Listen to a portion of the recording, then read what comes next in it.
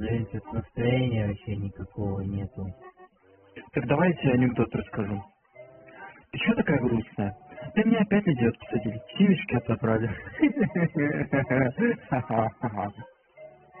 Ты я эти шутки-то услышал.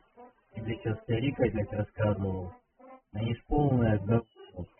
Так давайте другой анекдот расскажу. Ты на Хэллоуин будешь?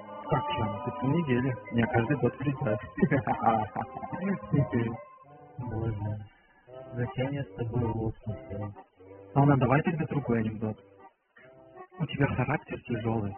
Это не характер, это масса. У тебя настолько плохие шутки, что тебе требуется обратиться к доктору.